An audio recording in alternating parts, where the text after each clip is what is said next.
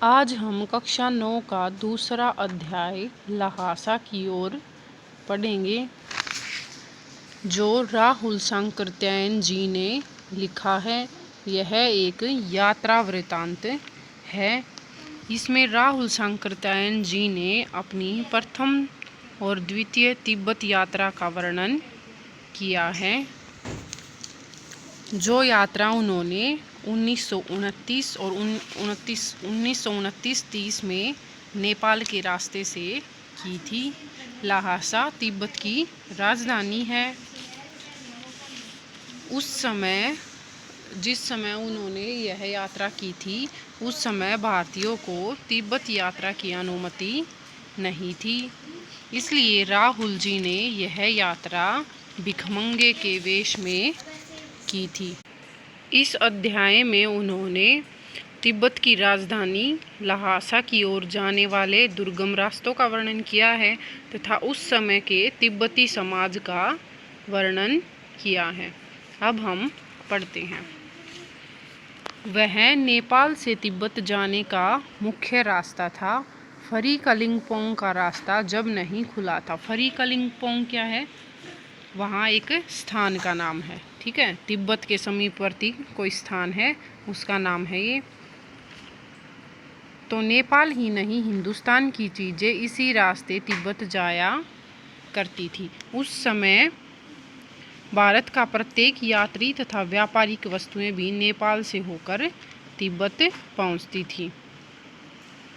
यह व्यापारिक ही नहीं, सैनिक रास्ता भी था। इसलिए जगह जगह फौजी चौकियां और किले बने हुए थे।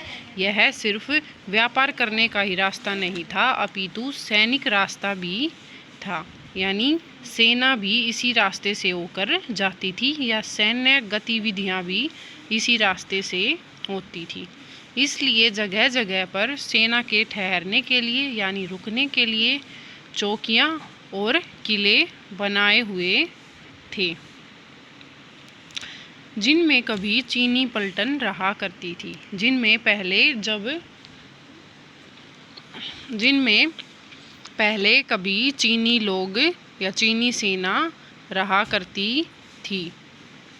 आजकल बहुत से फौजी मकान गिर चुके हैं। दुर्ग के किसी भाग में जहां किसानों ने अपना बसेरा बना लिया है। दुर्ग होता है किला, ठीक है। तो आजकल उस समय के जो फौजी मकान थे, कुछ तो गिर चुके हैं और कुछ के भाग में किसानों ने अपना बसेरा बना लिया है। यानी वहाँ पर किसानों ने अपना घर बना लिया है। मतलब जब लेखक ने यात्रा की थी, उस समय बहुत से फौजी मकान गिर चुके थे। किले के किसी किसी भाग में किसानों ने अपना घर बना लिया था। वहाँ घर कुछ आबाद दिखाई पड़ते हैं। अब तो वहाँ कुछ भाग ही आबाद दिखाई पड़ता है, वरना शेष भाग तो गिर चुका है। ऐसा ही परित्यक्त एक चीनी किला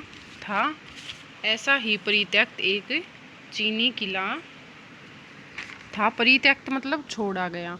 हम वहाँ चाय पीने के लिए ठहरे। लेखक वहाँ चाय पीने के लिए ठहरा। तिब्बत में यात्रियों के लिए बहुत सी तकलीफ़ें भी थी।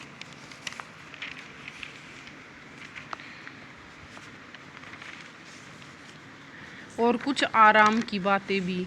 वहाँ जाति पाति छुआछूत का सवाल ही नहीं था। मतलब जाति पाति के नाम पर सभी वहाँ पर कोई भेदभाव नहीं था। छुआछूत का भी कोई सवाल नहीं था। सब लोग एक दूसरे को समान भाव से देखते थे, समझते थे। विभिन्न जातियों के लोग वहाँ पर मिलजुल कर रहते थे। वहाँ की औरतें पर्दा भी नहीं करती थी। बहुत निम्न श्रेणी के भिखमंगों को लोग चोरी के डर से घर के भीतर नहीं आने देते थे। जो मतलब ज़्यादा गरीब लोग होते थे, उनको तिब्बत के लोग अपने घर में नहीं घुसने देते थे, क्योंकि उनके द्वारा चोरी करने का भय बना रहता था। वरना सामान्य व्यक्ति उनके घरों में आ जा सकते थे, ठीक है। चाहे आप बिल्कुल अपरिचित हो तब भी घर की बहू या सासू को अपनी झोली में से चाय दे सकते हैं, वरना तो चाहे आप बिल्कुल अपरिचित हो, कोई भी सामान्य व्यक्ति, कोई भी अनजान व्यक्ति हो, आप उनके घर में बेरोक टोक जा सकते हैं। आप अनजान होने पर भी उनके घर की बहू या सास को अपनी झोली में से या अपने पास से चाय निकाल कर दे सकते हैं और वो आपको पकाकर दे देगी। मक्खन और सोडा नमक दे दीजिए। वह चाय चौंडी में कूटकर उसे दूध वाली चाय के रंग की बना के मिट्टी के टोटीदार बर्तन में रख के आपको दे देगी। मतलब वहाँ की चाय यहाँ से बहुत अलग होती है, क्योंकि वो ठंडा प्रदेश है, इसलिए वहाँ के वातावरण के अनुसार मक्खन और सोडा नमक की चाय दी जाती है। ठीक है। यदि बैठक की जगह चूल्हे से दूर है और आपको डर है कि सारा मक्खन आपकी चाय में नहीं पड़ेगा, तो आप खुद जाकर चौड़ी में चाय मथ कर ला सकते हैं।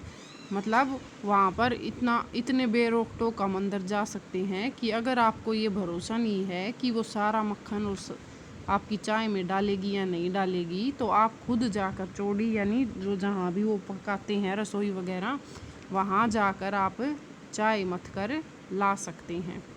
चाय का रंग तैयार हो जाने पर फिर नमक मक्खन डालने की ज़रूरत होती है।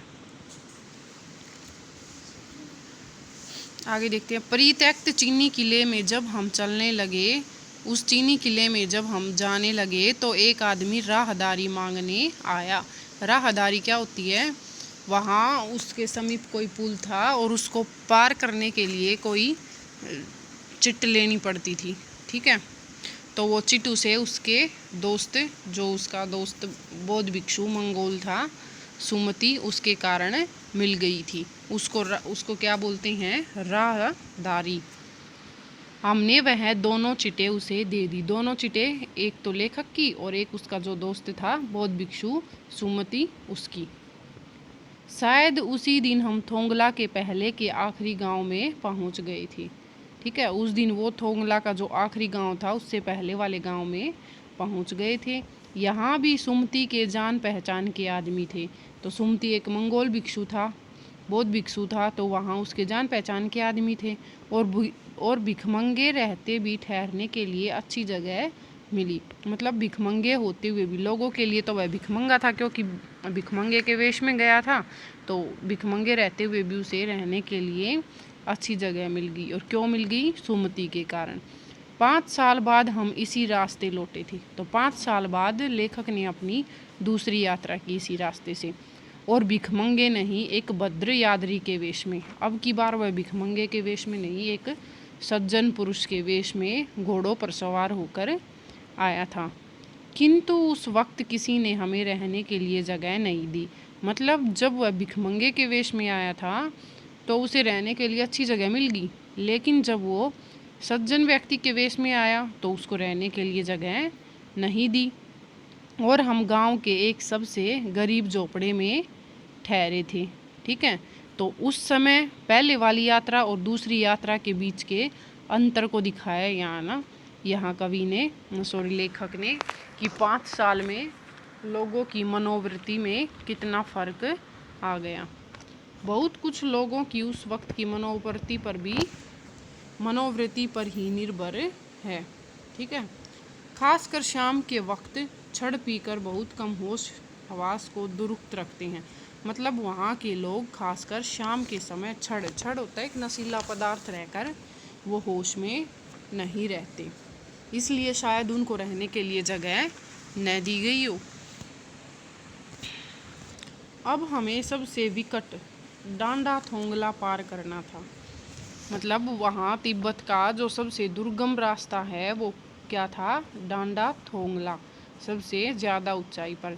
डांडे तिब्बत में सबसे खतरे की जगह है। तिब्बत में डांडा जो स्थान है वो सबसे खतरे की जगह है।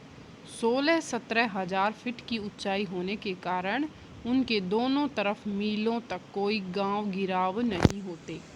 मतलब 16-17 हज़ार फीट की ऊंचाई पर है वो डांडा गांव, और इतनी ऊंचाई पर होने के कारण उसके दोनों तरफ मीलों तक कोई गांव, कोई व्यक्ति, कुछ नहीं दिखाई दे रहा।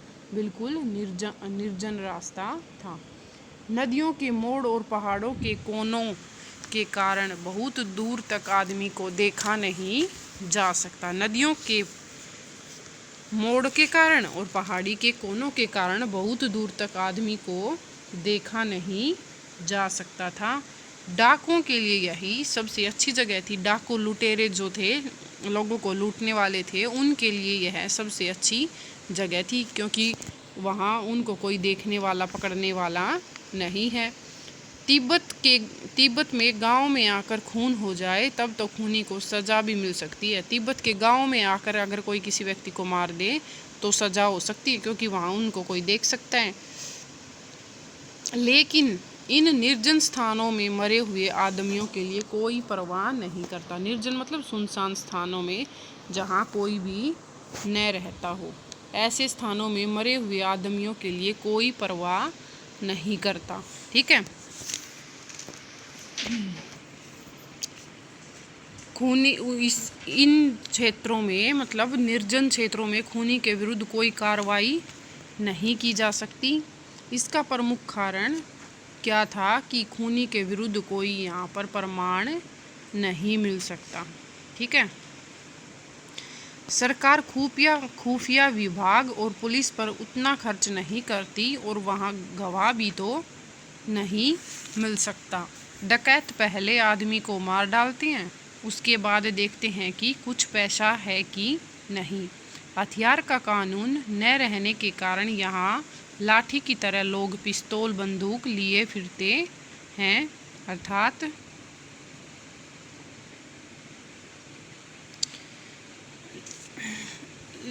लेखक ने तिब्बत यात्रा के समय यहाँ की सामाजिक व्यवस्था को बताया है। ठीक है। वहाँ सरकार खुफिया विभाग जो गुप्त रूप से सरकार को सूचनाएं देते हैं, वो विभाग, और पुलिस पर बहुत कम खर्च करती है। इसलिए वहाँ का गुप्त विभाग अधिक सक्रिय, क्रियाशील और सतर्क यानी जागरूक नहीं रहता। किसी हत्यारे के विरुद्ध कोई कार्रवाई नहीं की जा सकती, क्योंकि वहाँ उसके विरुद्ध कोई गवाही भी देने वाला नहीं होता। वहाँ के डाकू बहुत ही निर्दयी और हृदयहीन होते हैं। वो पहले ही व्यक्ति को मार देते हैं और बाद में देखते हैं कि उसके पास पैसा है भी या नहीं है। ठीक है।